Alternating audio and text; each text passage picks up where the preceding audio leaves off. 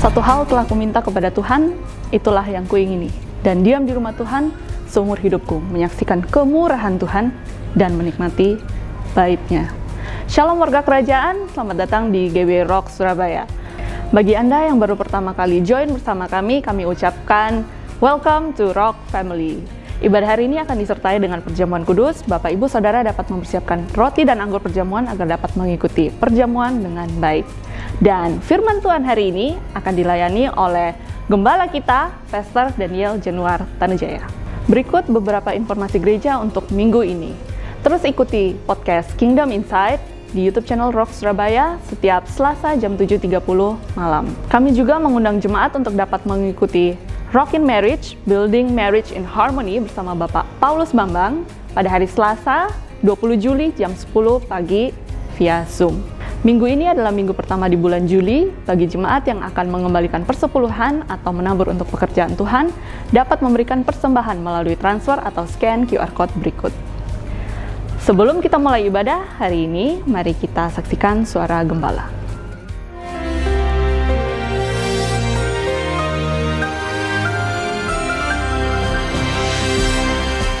Shalom warga kerajaan, inilah gambaran artis tentang King David membawa yaitu tabut Tuhan yang diangkat oleh para imam masuk ke kota Yerusalem. Tetapi ini namanya gambaran daripada artis ya. Sebetulnya setiap 6 langkah mereka memberikan korban. Jadi jalanan itu trail of blood ya, penuh dengan darah persembahan. Tapi hari ini saya mau menceritakan pada saudara asal usul ketika yaitu tabut perjanjian ini dikuasai oleh tentara Filistin dan Tuhan tidak perlu dibela. Ya, dia menyelamatkan dirinya sendiri.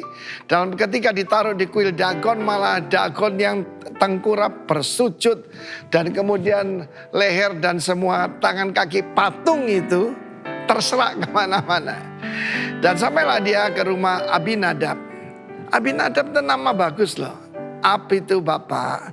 Nadab itu artinya generous. My father is generous.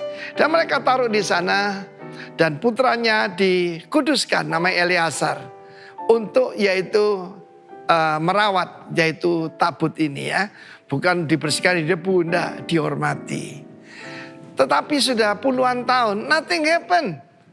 Kemudian dibawalah oleh David, sayang sekali pakai cara Filistin. Apa yang terjadi? Memakai kereta, memakai pedati.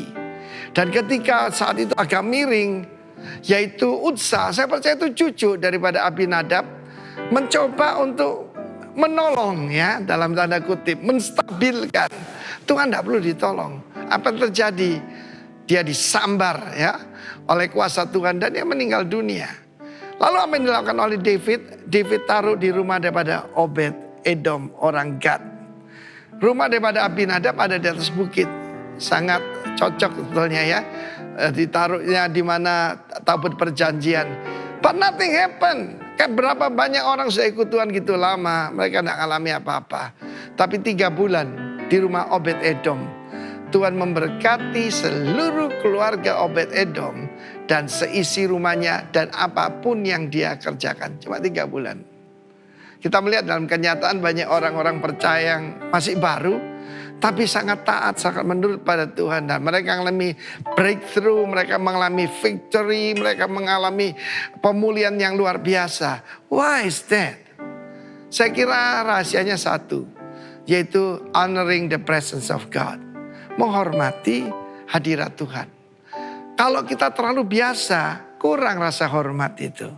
Ya, kita lihat bagaimana sekarang ini banyak orang enak di rumah, bisa pakai celana kolor sambil makan keripik kentang, ya, nggak usah mandi, nggak usah sikat gigi, ikut kebaktian bisa pilih sendiri.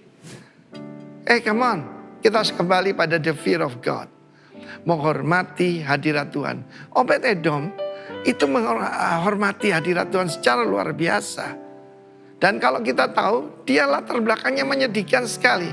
Nama Obed Edom itu the servant, maybe the slave of Edom. Edom itu bukan orang Israel, berarti dia tinggal di daerah Edom, itu di daerah sekarang itu Jordania bagian selatan. Padang gurun. Kemudian disebutkan dia orang Gad. Di dalam ayat 10 disebutkan dia adalah orang Gad. Orang Israel tinggal di daerah Filistin.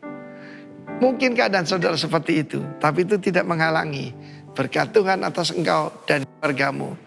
Honoring the presence of God. God bless you. Amin. Demikian suara gembala minggu ini kiranya dapat menjadi berkat bagi kita semua. Ibadah akan segera dimulai, mari kita berdoa. Tuhan, terima kasih untuk kesempatan hari ini ya Bapak, kami bisa beribadah Tuhan bersama-sama Tuhan. Biarlah kami dapat menikmati Tuhan hadirat-Mu Tuhan dimanapun kami berada ya Bapak. Kami percaya bahwa hadirat-Mu ada bersama-sama dengan kami. Biarlah Kau berkati Tuhan ibadah kami dari awal, pertengahan hingga pada akhirnya, sehingga kami dapat menerima berkat-Mu dan mengerti Tuhan akan isi hati-Mu. Di dalam nama Yesus kami berdoa dan mengucap syukur. Amin. Mari bersama kita bersuka cita saat ini di hadapan Tuhan. Kami sambut janji Tuhan. Janji iya dan amin dalam setiap hidup kami. Haleluya. Amin. Kau tak pernah tinggalkan beserta setiap langkahku. Amin. Kau selalu perhatikan seluruh kehidupanku. Katakan Kau Allah pelindungku. Kepastian hidupku.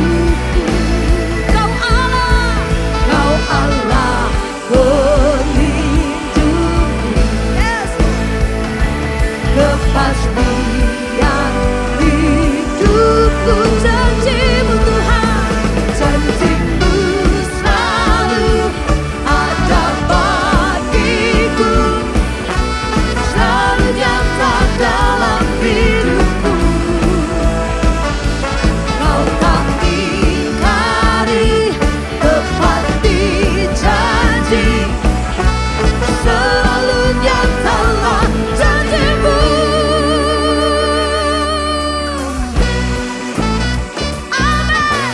Kau tak pernah tinggalkan beserta setiap langkahku. Kau selalu perhatikan seluruh kehidupanku. Kau Allah pelindungku. Kepastian hidupku.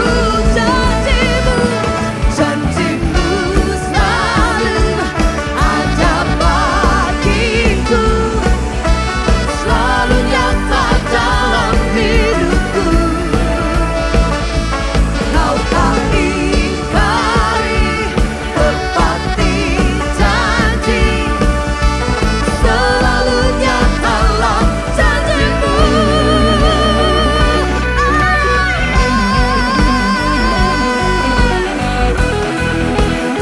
Amin Tuhan, janji-Mu Tuhan.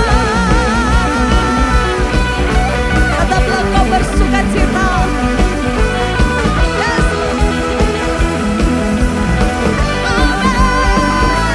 Janji-Mu selalu ada bagiku, selalu nyata dalam hidupku. Kau tak ingkari, tepati janji, selalu nyatalah janji-Mu. Janji-Mu selalu ada bagiku, selalu nyata dalam hidupku. Kau tak ingkari,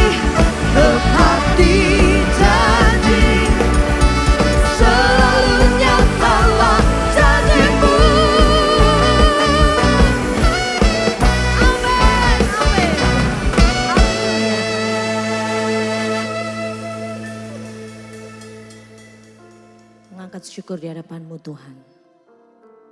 Terima kasih untuk karya terbaik Kau bawa setiap kami Tuhan. Masih bisa menikmati hadirat Tuhan. Rapi setiap kami Tuhan, bawa kami lebih dalam mengenal hati-Mu. Bawa kami mengerti isi hati Tuhan. Karena kami tahu Kau yang mengenal setiap kami lebih lagi. Terima kasih Yesus, kami mengucap syukur buat hadirat-Mu Tuhan. Mari buka hati di hadapan Tuhan, mengucap syukur.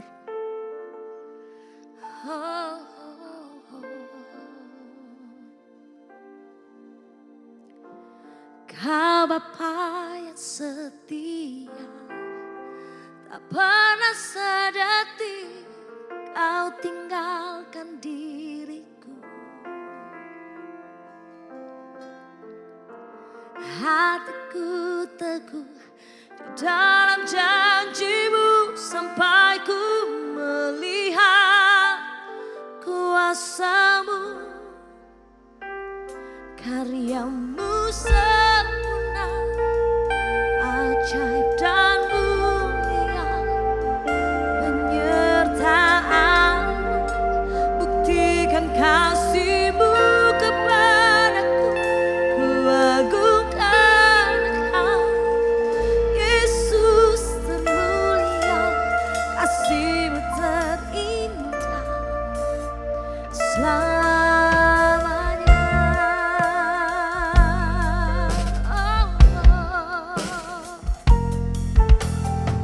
Thank you Jesus, thank you Lord Jesus.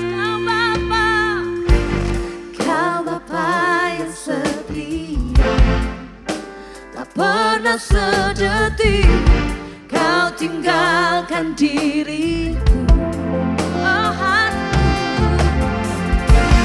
hatiku teguh di dalam janji-Mu sampai ku melihat kuasa-Mu. Kau Bapa, Kau Bapa yang setia, tak pernah sedetik Kau tinggalkan diri. Oh, hatiku teguh, yes. Hatiku teguh di dalam janji-Mu sampai ku melihat kuasa-Mu. Amin. Karya-Mu sempurna, ajaib dan mulia, penyertaan-Mu buktikan kasih-Mu kepadaku. Ku agungkan Engkau, Yesus termulia, kasih-Mu terindah selamanya. Karya-Mu Tuhan, karya-Mu sempurna, ajaib dan mulia, penyertaan-Mu buktikan kasih-Mu kepadaku. Ku agungkan Engkau, Yesus termulia, kasih-Mu terindah selamanya. Karya-Mu sempurna, ajaib dan mulia, penyertaan-Mu buktikan kasih-Mu kepadaku. Ku agungkan Engkau, Yesus termulia, kasih-Mu terindah selamanya.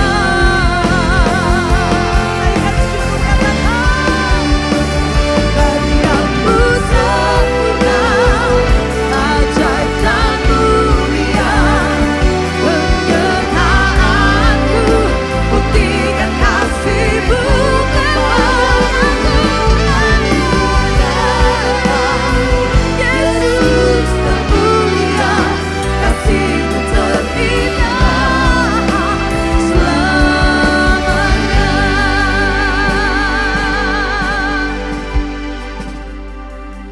Karya-Mu sempurna, ajaib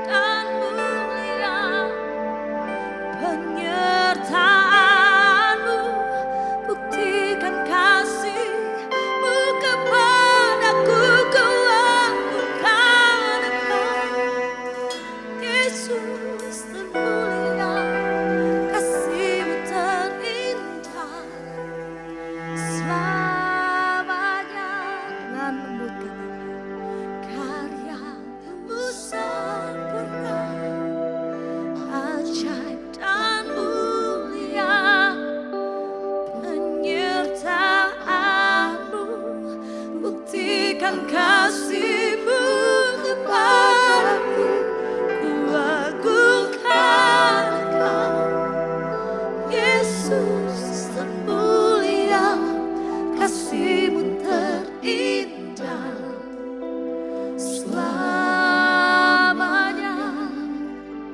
Kasih-Mu terindah selamanya. Kasih-Mu terindah selamanya.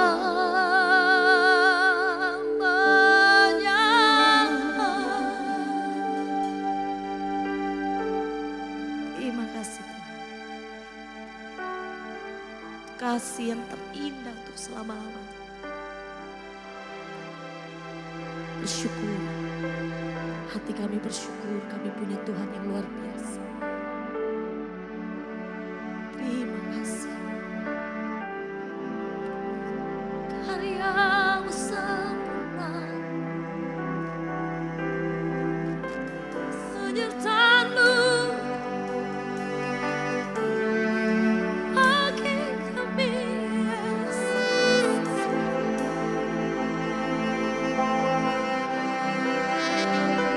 Ini kami, Yesus.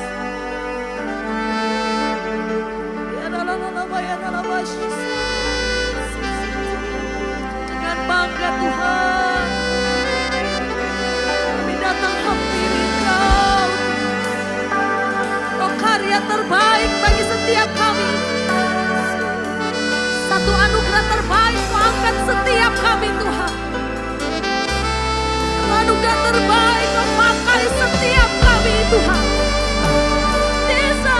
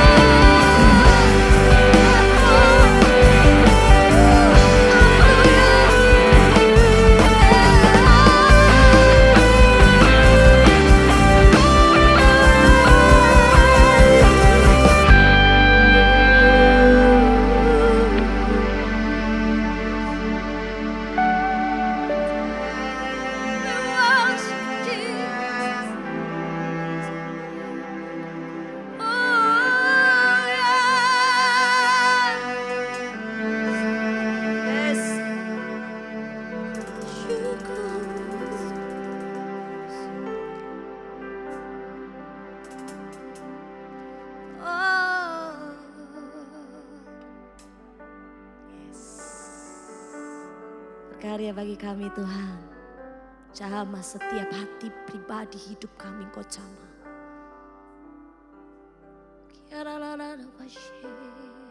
Yes. hidup setiap kami Tuhan.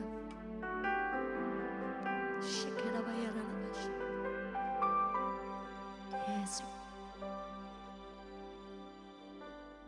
All my life you have been faithful. All my life you have been so good. With every breath that I am able, oh, I will sing of the goodness of God. Come on, sing. All my life you have been faithful. Yes. All my life you have been so good. With every breath that I am able, oh, I will sing of the goodness of God. Sing all my life. All my life you have been faithful. Amen, Lord. And all my life you have been so good. With every breath that I am able, oh, I will sing of the goodness of God. All my life you have been faithful. Yes, you are. All my life you have been so good. Every breath that I am able, oh, I will sing of the goodness. One more time, all my life, yeah. All my life you have been faithful. Amen. All my life you have been so good. Every breath that I am able, oh, I will sing of the goodness of God.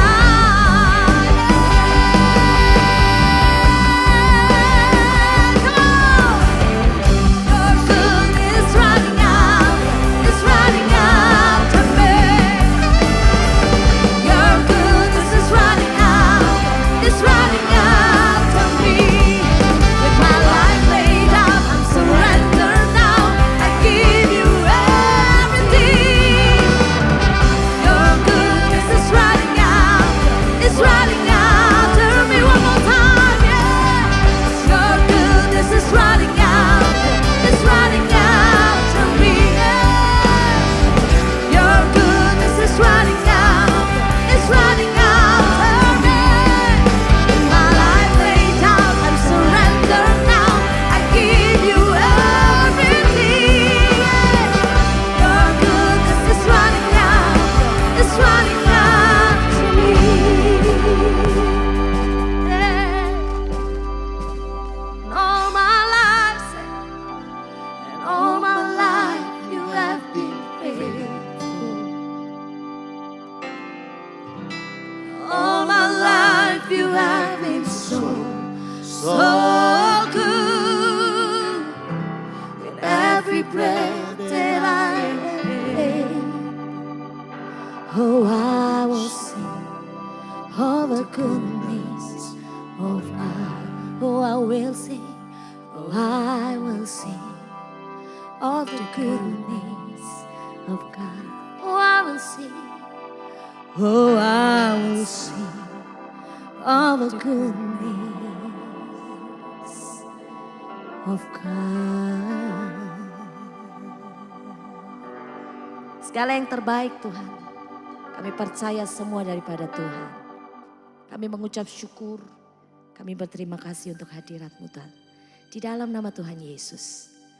Haleluya, haleluya. Amin. Haleluya, senang sekali kita kembali bisa berada di minggu yang baru, hari yang baru, bahkan bulan yang baru. Saudara, tanpa terasa penyertaannya bersama-sama dengan kita sampai dengan pertengahan tahun, bahkan sebetulnya kita sudah mulai masuk kepada paruh kedua daripada tahun 2021, dan saya percaya sampai hari ini kemurahannya, rahmatnya, penyertaannya, kasihnya, kekuatannya, perlindungannya, kemurahannya, penyediaannya senantiasa ada di dalam kehidupan kita. Dan di bulan yang punya tema luar biasa yaitu strong. Saudara, saya berdoa kita memang harus kuat. You should be strong. Tapi kita kuat tidak di dalam kekuatan kita.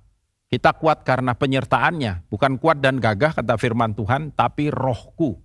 Demikian saya percaya yang Tuhan mau terjadi dan ada. Karena itu izinkan saudara hari ini saya ingin mengajak saudara untuk kita membaca bagian daripada firman Tuhan dalam 1 Korintus 10 ayat 12 dan ayat yang ke-13 yang saudaraku saya percaya memberikan landasan kepada kita. Kenapa kita harus kuat di dalam Dia dan nantinya tentu saja bagaimana kita bisa tetap kuat di dalam Dia. Ayat firman Tuhan berkata, sebab itu siapa yang menyangka bahwa ia teguh berdiri, hati-hatilah supaya ia jangan jatuh. Pencobaan-pencobaan yang kamu alami ialah pencobaan-pencobaan biasa yang tidak melebihi kekuatan manusia. Sebab Allah setia dan karena itu ia tidak akan membiarkan kamu dicobai melampaui kekuatanmu. Pada waktu kamu dicobai, ia akan memberikan kepadamu jalan keluar sehingga kamu dapat menanggungnya. Saudara, dari ayat firman Tuhan ini kita mendapatkan satu kesimpulan yang sangat penting, yaitu bagaimana Tuhan mau supaya kita kuat. Allah mau supaya kita kuat. Kenapa demikian? Karena pencobaan itu akan selalu ada di dalam kehidupan kita selama kita ada di dunia ini, di muka bumi ini. Saudara mungkin bertanya, kenapa demikian? Kan enak kalau tidak ada pencobaan. Kan enak kalau tidak ada masalah. Kan enak kalau nggak ada tantangan. Nah, saudara perlu mengerti bahwa sekali atau pada waktu saudara declare bahwa saudara adalah pengikut Kristus, saudara declare bahwa saudara adalah anak Tuhan, maka dengan segera si jahat itu menjadi musuh kita, saudara. Ya, iblis itu, Alkitab berkata, iblis itu musuh utama kita. Nah, saudara, Allah mau kita kuat di dalam kehidupan kita. Mengapa demikian? Karena ketika kita menyatakan bahwa kita mengikut Dia, bahwa kita adalah anak-anaknya, maka saat itu juga kita mendeklarasikan perang terhadap musuh besar kita, yaitu iblis. Nah, saudara perlu mengerti kenapa Tuhan mau kita kuat. Karena natur daripada musuh utama kita dalam kehidupan kita. Firman Tuhan berkata musuh kita bukan darah dan daging. Kalau bukan darah dan daging yaitu manusia, maka si iblis itulah yang menjadi musuh utama kita. Siapakah dia? Yang pertama, saudaraku, dia adalah tempter, si pencoba itu. Nah, kalau saudara lihat mulai dari awal manusia ada, ketika Adam dan Hawa masih ada di Taman Eden, bagaimana kemudian iblis mencobai mereka. Bahkan juga di dalam Injil Matius pasal yang keempat, si pencoba itu datang kepada Yesus dan saudaraku mencoba untuk menjatuhkan dia. Itulah natur dalam Injil Matius pasal 4 misalkan ayat yang pertama dikatakan maka Yesus dibawa oleh roh ke padang gurun untuk dicobai iblis. Apakah hari ini dia berhenti mencobai kita? Terutama kita yang adalah anak-anak Tuhan, kita yang adalah pengikut Kristus, kita yang deklarasi perang sama Dia? Tentu saja tidak. Nah, hari ini mungkin sementara sudah mendengarkan renungan firman Tuhan, bagian daripada firman Tuhan ini, ada pencobaan yang sedang saudara alami di dalam kehidupan saudara. Atau saudara sedang dicobai ketika tadi pagi misalkan, atau besok, atau sebut kapan saja saudara membuka mata saudara. Pencobaan itu bisa datang dalam berbagai bentuk. Itu sebabnya Tuhan mau supaya kita kuat.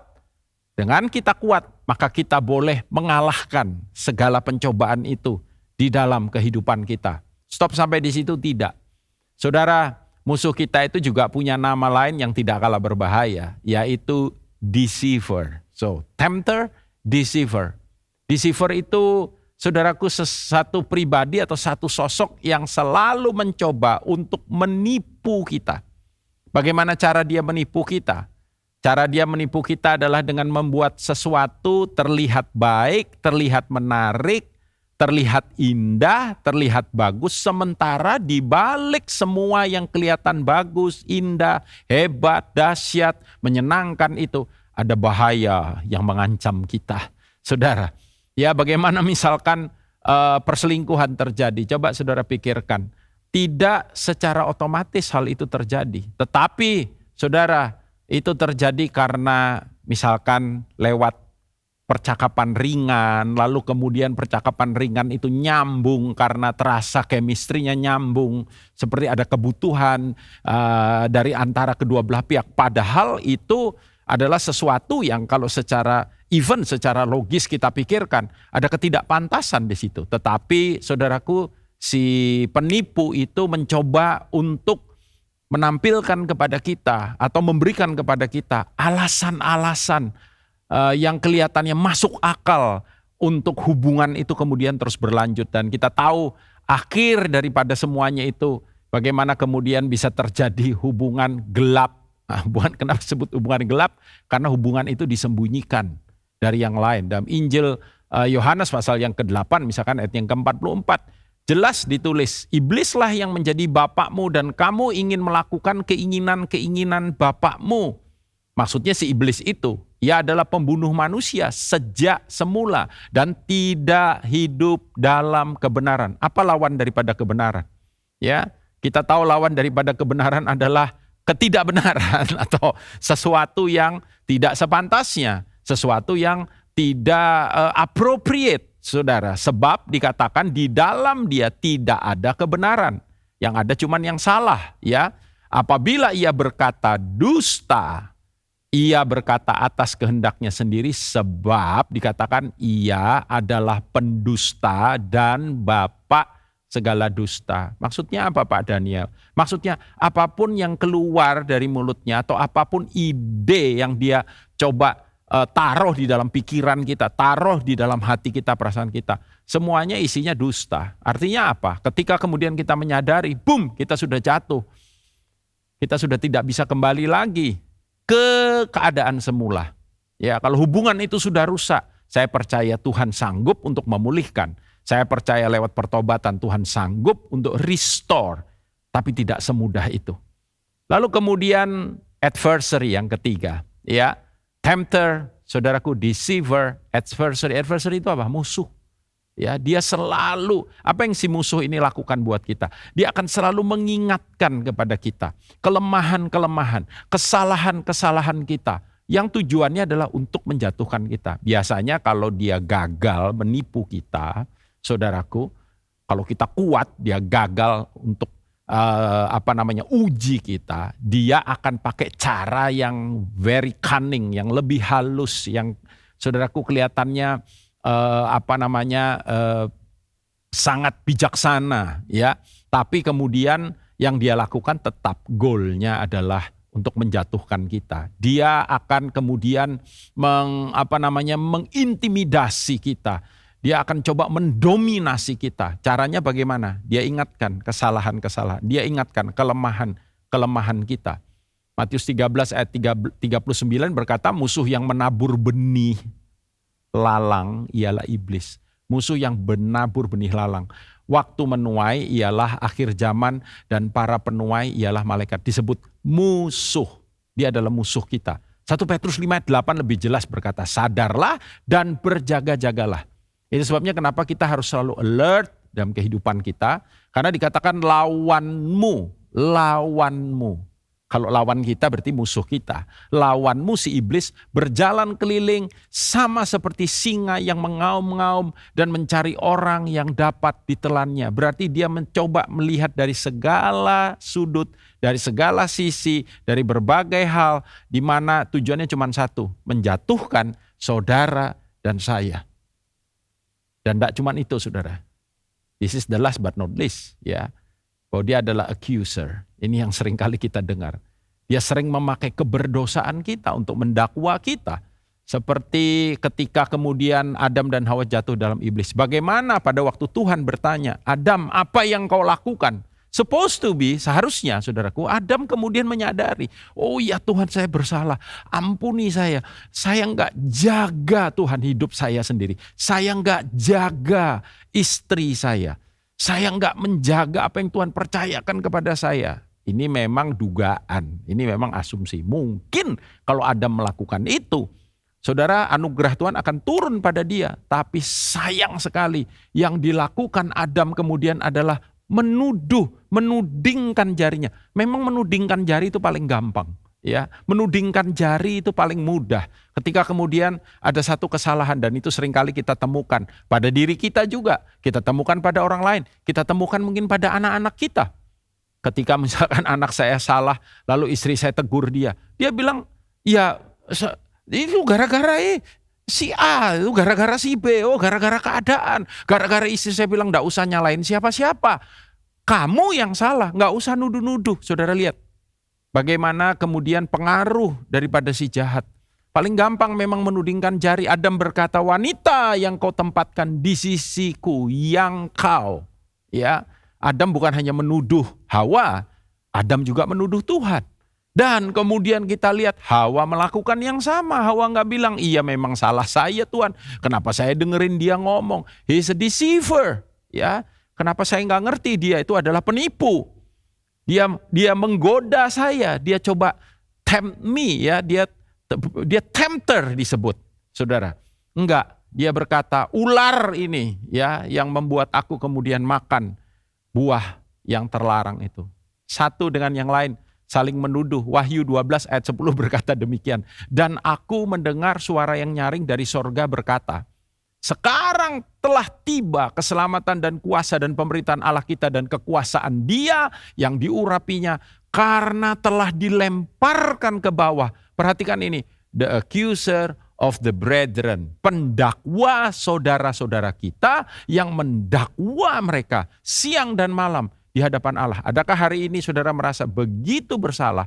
Saudara mengalami yang namanya tuduhan, bukan keinsyafan, ya, bukan conviction, tapi saudaraku accusation, ya, satu tuduhan datang dan itu membuat kita jadi jadi begitu lemah iman kita, begitu lemah dan kita ingin menjauh dari Tuhan. Beberapa orang yang melakukan kesalahan, kemudian melakukan kesalahan yang berikutnya dengan justru menjauh dari Tuhan. Udah mulai lari dari persekutuan, lari dari ibadah, lari dari Tuhan. Salah. Saudara, Petrus membuat kesalahan, tapi kemudian dia datang kepada Tuhan. Ya, Yudas membuat kesalahan. Dia lari dari Tuhan, dia membunuh dirinya. Ada orang yang pernah bertanya dengan saya, Pak Daniel, kalau seandainya Yudas bertobat, apakah Yudas bisa dipulihkan dan dikembalikan kepada kerasulannya? Oh yes. Ya, saudara, itu sebabnya Tuhan mau kita kuat. Pertanyaannya bagaimana caranya? 2 Timotius pasal 2, tentu saja ada banyak cara, saya yakin. Ada banyak kebenaran yang kita bisa bawa dalam kehidupan kita untuk kita bisa stay strong in the Lord. Tapi hari ini saya ingin membaca dari 2 Timotius pasal yang kedua ayat 1 sampai dengan ayat yang ke-6. Sebab itu hai anakku, dikatakan demikian, jadilah kuat, be strong. Hai anakku, jadilah kuat oleh kasih karunia dalam Kristus Yesus, number 1. Lalu kemudian dikatakan ayat yang kedua, apa yang telah engkau dengar daripadaku di depan banyak saksi, percayakanlah itu kepada orang-orang yang dapat dipercayai, yang juga cakap mengajar orang lain.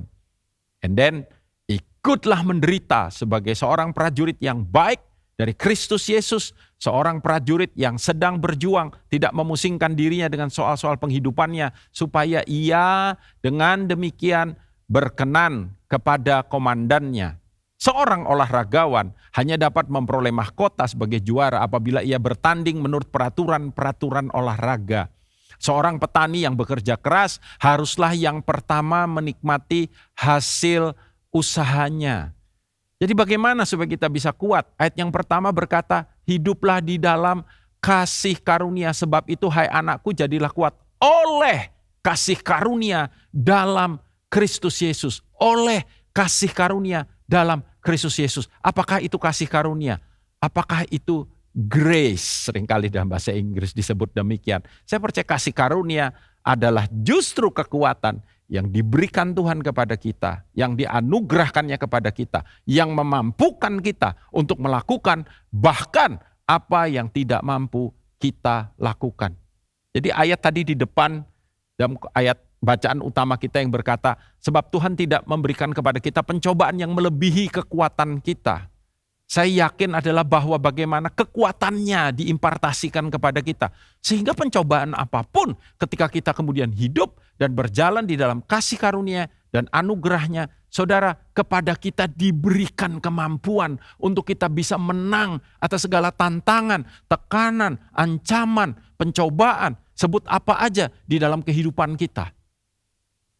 Ya sebenarnya kasih karunia penting. Sadari saudara, setiap hari saya bangun pagi, saya berkata, terima kasih untuk anugerahmu, terima kasih untuk kasih karuniamu. Tuhan, more grace, tambahkan kasih karuniamu dalam kehidupan. Dan saya percaya ketika kasih karunia ditambahkan, kekuatan kita juga bertambah, maka kemenangan menjadi bagian dan milik di dalam kehidupan kita. Nah, saudaraku, ketika kita menyadari juga bahwa kita bisa kuat dan kita bisa menang oleh kasih karunia, kita nggak bisa sombong. Ini menolong kita, saudaraku, kebenaran ini. Bahwa Tuhan ketika, saudara sebagai contoh misalkan, ada begitu banyak contoh di Alkitab. Anugerah dan kasih karunia yang menyertai dan kemudian memampukan hamba-hamba Tuhan dan umat Tuhan untuk bisa mengatasi segala keadaan yang datang. Seringkali saya mendengar kesaksian dan saya juga mengalaminya secara pribadi. Ketika saya harus berhadapan dengan banyak hal yang di luar kemampuan saya untuk saya bisa selesaikan. Saya bilang, Tuhan, saya minta kasih karuniamu dan tangan pertolongan Tuhan, anugerah Tuhan dan kemurahan Tuhan. Itu sungguh-sungguh ada dan terjadi dan saya dilepaskan daripada, saudaraku, banyak hal yang bisa membuat saya kalah, jatuh, tertekan, tertindas, sebut apa aja. Demikian juga dalam kehidupan saudara. Stop sampai di situ tidak, saudaraku. Di ayat yang kedua dikatakan, apa yang telah engkau dengar daripadaku di depan banyak saksi, percayakanlah itu kepada orang-orang yang juga dapat dipercaya dan cakap mengajar orang lain. Artinya apa? Saya percaya, saudara, itu berbicara tentang sebuah kehidupan yang berguna, sebuah kehidupan yang terdedikasikan untuk Dia. Jangan hidup hanya untuk diri sendiri. Bagaimana supaya kita bisa kuat? Yaitu dengan berbagi, saudaraku. Bagaimana kita bisa kuat? Yaitu dengan kita memberikan dedikasi kehidupan kita. Karena dengan demikian hidup saudara akan jadi signifikan. Ketika saudara berhasil mengerjakan sesuatu, saudara mengalami yang namanya achievement. Pencapaian. Saudara sekolah, saudara lulus, kalau sudah masih ingat itu, wah, makanya kelulusan tuh, graduation itu dirayakan, saudara. Tapi itu sifatnya personal. Ya. Nah, ketika kemudian itu dari sesuatu yang personal, ketika achievement itu kemudian, saudaraku, energinya kita pakai untuk kita menolong orang lain, untuk kita jadi berkat buat orang lain, ada satu perasaan fulfillment ya dalam kehidupan kita yang kemudian membuat kita berbahagia, maksudnya membuat kita senang. Orang yang mendapat berkat ketika saya menolong beberapa teman saya misalkan saat mereka hampir menyerah dengan tugas akhir mereka, ini waktu saya kuliah, saudaraku, dan kemudian saya encourage mereka, saya doakan mereka, apa yang saya bisa tolong saya tolong. Dan saya ingat sekali, saudaraku, ketika salah seorang teman saya yang sudah lama gak ketemu, kemudian satu kali kami main tenis dan dia ada di lapangan sebelah, dan singkat cerita saya ngobrol dengan dia give up dengan tugasnya, saya encourage dia hampir 2 jam, akhirnya saya gak main tenis, cuma encourage dia, but it's worth ya, it's worth. Kenapa? Karena saya ingat, saudaraku, ketika saya submit tugas akhir saya di admin daripada kampus kami, tidak kebetulan saya percaya Tuhan tunjukkan bagaimana dia datang, dia submit dan dia bilang hari itu thank you banget, sekian jam saya ngobrol dengan kamu, itu kemudian membangun semangat saya dan akhirnya saya menyelesaikan tugas akhir saya. Dan saya begitu berbahagia, saudara.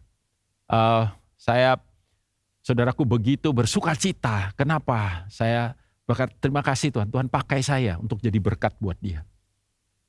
jadilah saudaraku kehidupan atau berikanlah sebuah kehidupan yang berguna. Bukan hanya untuk saudara, tapi juga untuk orang lain dalam kehidupan saudara. Di gereja banyak, saudara bisa melayani, saudara bisa mendoakan, saudara bisa counsel, saudara bisa bantu, jangan hanya jadi pemanas kursi gereja. Every member is a minister. Semua yang anggota harusnya menjadi pelayan Tuhan. And then yang terakhir dikatakan ayat yang ketiga sampai dengan ayat yang keenam. Ya, ayat ini tentu saja saudaraku sangat terkenal. Karena berbicara tentang apa saudara? Berbicara tentang sebuah kehidupan dengan, saya percaya ini, kingdom mentality. Hidup dengan mentalitas kerajaan. Rasul Paulus berkata kepada murid yang dia kasih ini, ikutlah menderita sebagai seorang prajurit number one.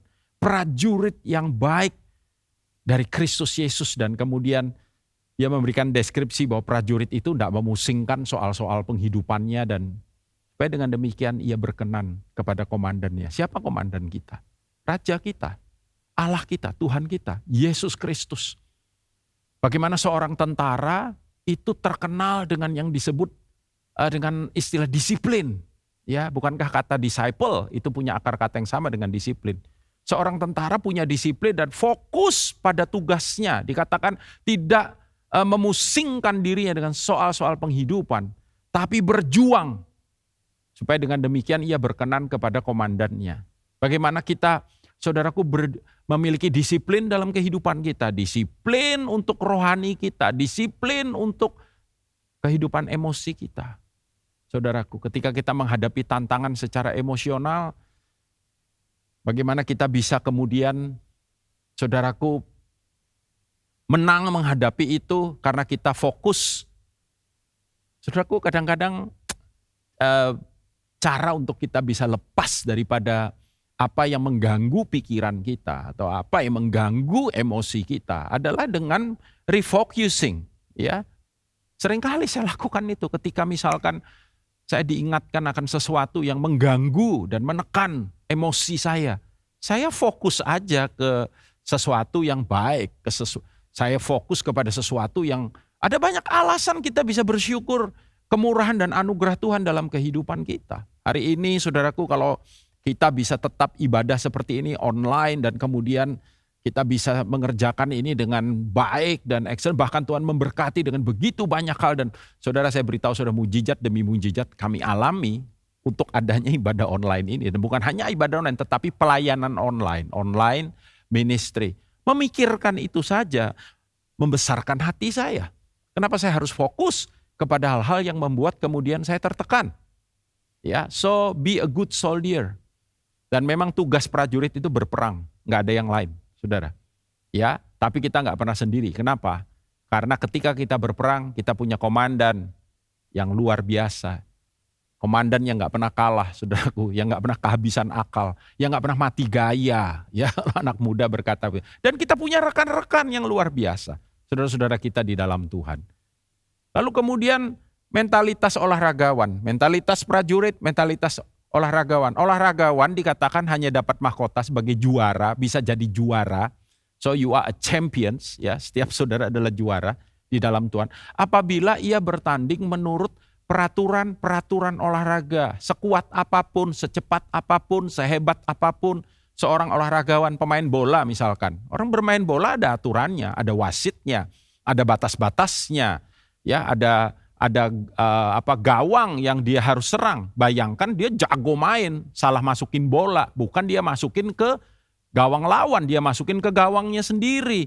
Dia kurang ajar dengan wasit, dia seenaknya sendiri main, tendang dan lain sebagainya. Dia akan dikeluarkan dan dia akan didiskualifikasi dari pertandingan itu. Demikian dalam pertandingan kehidupan kita. Olahragawan gambaran daripada apa? Seseorang yang taat kepada peraturan, seseorang yang bermainnya on the rule. Dia tahu rule of the game. Dia tahu aturan-aturannya. Dia tahu apa yang harus dia lakukan dan apa yang tidak perlu atau bahkan tidak boleh dia lakukan. Bagaimana dengan kita, saudara? Ada batasan-batasan.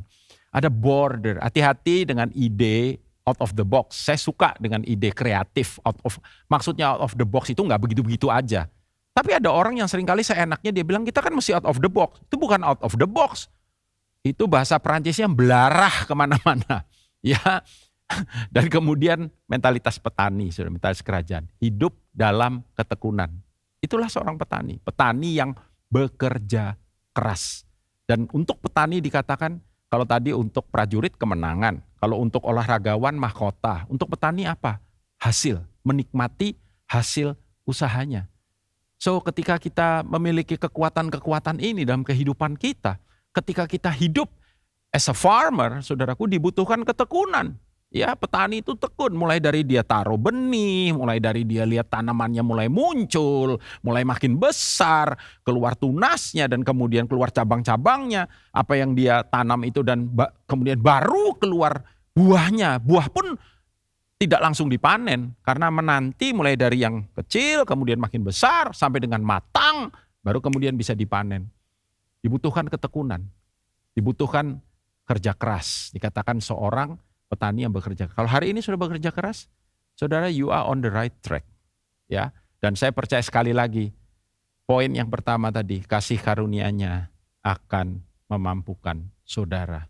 Dan ketika kita berbuah dari apa yang kita lakukan, so be a blessing for others. Ya, dan saya percaya saudara, renungan sederhana dan firman sederhana yang saudara dengar hari ini boleh menjadi kekuatan di dalam kehidupan saudara. Tapi bukan hanya menjadi kekuatan, itu menguatkan saudara dan menjadikan saudara kuat, tough, strong in the Lord, di dalam Tuhan. Mari kita berdoa. Bapa, terima kasih untuk kebenaran firman-Mu, firman yang sederhana ini dalam kehidupan kami. Terima kasih untuk firman-Mu yang ya dan amin, firman-Mu yang Tuhan boleh menjaga langkah kami daripada kesalahan. Tetapi firman-Mu yang terutama juga hari ini, yang boleh menjadi sumber kekuatan. Engkau mau agar kami kuat di dalam Engkau. Tuhan, hamba-Mu berdoa, kalau ada di antara semua yang mendengar kebenaran dan renungan ini, yang sedang lemah, biar kiranya angkat tangan-Mu, saudaraku. Taruh tangan-Mu di dada kiri, angkat tangan kanan-Mu. Hamba-Mu berdoa Tuhan, bagi setiap anak-anak-Mu yang sedang merasa lemah, yang letih, yang lesu, yang tertekan hari ini. Kebebasan yang daripada Engkau. Hari ini kasih karunia-Mu Engkau limpahkan. Merdeka, bebas, terlepas di dalam nama Yesus. Segenap ikatan apapun. Tuhan, biar kiranya Engkau membawa umat-Mu berjalan di dalam kemenangan yang daripada Engkau sendiri. Karena kami percaya Engkau adalah sumber kemenangan itu dalam kehidupan kami. Firman-Mu berkata, tetapi dalam semuanya ini, kita lebih dari orang-orang yang menang oleh Dia yang telah mengasihi. Terima kasih untuk anugerah-Mu, kemurahan-Mu, rahmat-Mu, penyertaan-Mu. Dan hamba-Mu berdoa Tuhan, biar tidak ada seorang pun yang hidupnya tidak berguna. Karena ketika kami berbagi kepada orang lain, kami menjadi signifikan. Ketika kami menjadi signifikan, ada kekuatan. Ada energi dalam kehidupan kami, divine energy, energi ilahi, kekuatan ilahi yang daripada Engkau, yang bisa membuat kami Tuhan kuat di dalam bukan hanya Tuhan rohani kami, tapi juga jiwani kami, bahkan tubuh kami. Terima kasih Bapa, di dalam nama Tuhan Yesus. Tuhan, biar kiranya firman sederhana ini materaikan dalam hati batin, pikiran, menuntun, memimpin, membawa kami berjalan senantiasa dalam Engkau dan tetap kuat. Dalam nama Tuhan Yesus, semua yang percaya katakan amin, amin, amin. Tuhan memberkati saudara, haleluya.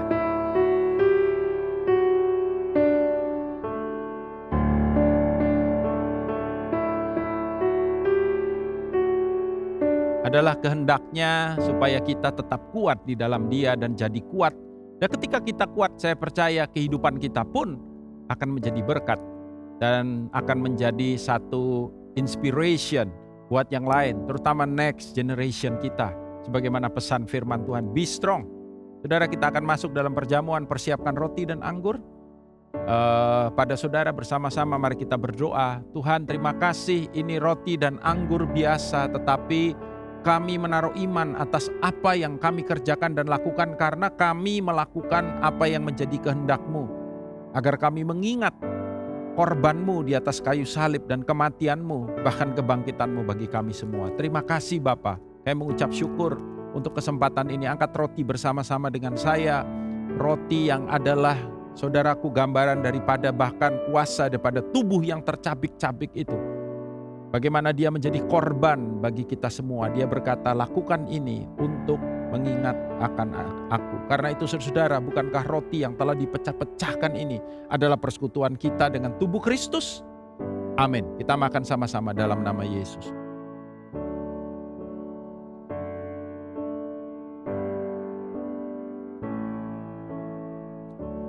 Angkat cawan bersama-sama.